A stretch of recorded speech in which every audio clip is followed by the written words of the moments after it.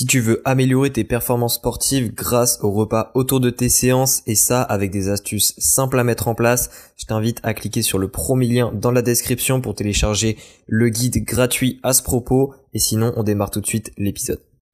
Et salut à toi, bienvenue dans ce nouvel épisode du podcast Nourris ta santé. Aujourd'hui on va parler du calcium, encore une fois c'est le deuxième épisode sur le calcium. Dans le premier on avait parlé des rôles et là on va parler plus exactement de comment avoir de bons taux de calcium. Alors déjà au niveau des besoins en calcium, on se situe autour des 1000 mg par jour en besoin pour un adulte, même si pour les sportifs, et c'est surtout ça qui est important à comprendre, ces besoins peuvent aller jusqu'à 1500 mg. Évidemment ça dépend du sport pratiqué, mais les besoins en calcium sont quand même très liés à la pratique sportive. Au niveau pour donner quelques chiffres, on estime, enfin du moins il y a des études et des enquêtes qui ont été menées, on estime qu'aux États-Unis, à peu près 50 à 75% des apports quotidiens en calcium proviennent seulement des produits laitiers et justement des aliments avec des produits laitiers comme du lait, etc. ajoutés dedans, ce qui montre que de manière générale pour la population c'est vraiment les produits laitiers qui ont un grand rôle. Alors je vais en reparler après des différentes sources possibles, mais c'était juste pour donner un petit chiffre pour démarrer l'épisode. Plus exactement au niveau des sources de calcium, il y a les produits laitiers, oui, donc il y a les fromages, il y a les yaourts, il y a le lait. Et à côté de ça, il y en a également dans certains légumes et également un petit peu dans certaines légumineuses, même si ça reste des plus faibles quantités. Le problème, c'est que même si certains légumes ils paraissent avoir de très très bons taux de calcium, ce calcium est moins bien absorbé et c'est justement là où on va un peu parler de l'absorption du calcium, parce que c'est justement ça qui peut vite poser problème. Donc en d'autres termes, au niveau des sources de calcium, il n'y en a pas beaucoup. C'est principalement les produits laitiers où il faut se référer, puisque les légumes, comme je l'ai dit, c'est pas la meilleure source, c'est pas la meilleure absorption. Et à côté des légumes, il n'y a pas d'autres groupes alimentaires qui en ont vraiment. C'est-à-dire que les viandes n'en ont pas vraiment, les féculents non plus, les fruits pas vraiment. Donc ça limite très très très très vite.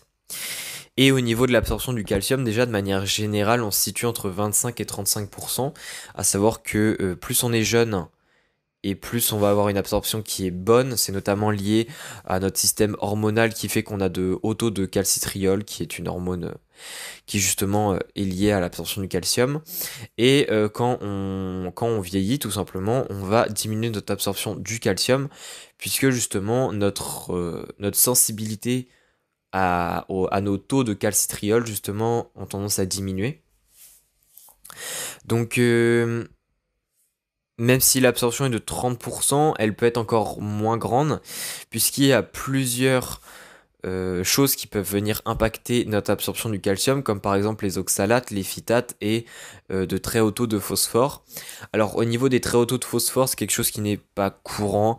Si on mange normalement, on peut pas avoir de très hauts taux de phosphore. Encore une fois, il y a il y a un ratio calcium-phosphore. Je ne vais pas ici en parler en détail, mais c'est quelque chose qui ne va pas poser problème de manière pratique. L'idée, c'est juste justement d'avoir de meilleurs taux de calcium, mais au niveau de nos apports en phosphore, il faut rien faire de spécial. Ils sont suffisants, mais ça sert à rien de les diminuer parce qu'on n'est pas non plus en excès. Par contre, au niveau des phytates et oxalates, donc ce sont des acides organiques qu'on trouve dans certains aliments. Les phytates, c'est par exemple les céréales. Les oxalates, ça peut également être dans certains légumes. Les épinards, si je me trompe pas, en ont. Et les épinards, justement, généralement, ont des taux de calcium qui ne sont pas nuls non plus. Mais c'est justement ces acides organiques qui vont venir lorsqu'on va consommer l'aliment qui en ont, et notamment l'aliment qui en ont, mais qui ont aussi du calcium. Et ben ils vont former des complexes insolubles avec le calcium dans notre système digestif, et ces complexes insolubles ne vont pas pouvoir être absorbés. Donc en d'autres termes, ces acides organiques vont se lier au calcium, et une fois qu'ils sont liés au calcium, le calcium qui c'est lié ne pourra pas être absorbé. Donc ça pose un gros problème, puisque bah, évidemment, si nos seules sources de calcium sont des aliments qui ont des oxalates ou des phytates, ça peut effectivement poser problème. Donc ça, c'est quelque chose qui peut effectivement être problématique. Alors après, c'est quelque chose de manière pratique, encore une fois, qui ne pose pas problème, mais la caféine peut, si de manière excessive on en consomme, poser problème, puisque si on consomme beaucoup de caféine, on peut être amené à excréter beaucoup plus de calcium. Pourquoi? Bah parce que tout simplement le calcium va être excrété dans tout ce qui est urine, etc. Et parfois la caféine stimule ça. Et notamment, on a estimé à peu près que une tasse de café nous fait excréter 5 milligrammes de calcium. Alors euh, ça paraît rien comme ça, mais encore une fois, je l'ai dit, c'est quand on est dans des excès, hein. C'est-à-dire que si tu consommes 3 4 tasses de café, c'est pas un problème, mais je préfère quand même le dire parce qu'il y a des personnes des fois qui vont à du nombre, je vais arriver, à un nombre de tasses de café par jour qui est très élevé. Et c'est juste pour te prévenir que si tu es déjà quelqu'un qui a du mal à avoir de bons taux de calcium, c'est peut-être mieux, et d'ailleurs pour d'autres raisons, de limiter quand même à un certain point la caféine, c'est-à-dire ne pas aller à des 6-7 tasses par jour. C'est peut-être pas le plus optimal vu qu'on sait que la caféine peut potentiellement avoir un effet sur l'excrétion de calcium et donc encore moins t'aider en ce qui concerne tes taux de calcium. Donc ça c'était juste une petite aparté, parce que c'est pas non plus un point qui s'applique à beaucoup de gens. Évidemment, il y a quand même quelque chose positives. Donc les fibres, de manière théorique, ça peut aider l'absorption du calcium parce que les fibres, en consommant, ça permet la production d'acides gras à chaîne courte dans l'intestin, et ces acides gras à chaîne courte permettent de diminuer le pH, et cette diminution du pH permet d'améliorer l'absorption du calcium. Le problème, c'est que pour arriver à, on va dire, à un effet suffisamment intéressant, il faut consommer énormément de fibres, donc c'est quelque chose qui n'est pas non plus très pratique, mais c'est juste pour, on va dire, pour ton information que je le dis. Et sinon, après, de manière biologique, on va dire, c'est la PTH, donc la parathyroïde hormone, qui est justement liée à l'absorption du calcium, c'est-à-dire que si la sécrétion de PTH est plus élevée, et notamment c'est quelque chose qui se produit quand nos taux de calcium sont bas dans le sang, puisque comme dans beaucoup de nutriments, tu l'as sans doute remarqué, quand nos taux en certains nutriments dans le sang sont diminués ou quelque chose similaire, eh bien notre corps fait en sorte de stimuler d'autres molécules qui vont permettre d'améliorer l'absorption de ce nutriment. On va dire, c'est le corps qui s'autorégule pour justement essayer de lutter contre la déficience, et c'est quelque chose qui se produit aussi pour le calcium. Et enfin, au niveau, pour finir, c'est aussi la vitamine D qui, euh, qui permet d'améliorer l'absorption du calcium, tout simplement lié à la PTH, c'est-à-dire que si tu as de bons taux de vitamine D, ta sécrétion en PTH sera meilleure. Et donc, puisque ta sécrétion en PTH sera meilleure, ton absorption en calcium sera meilleure.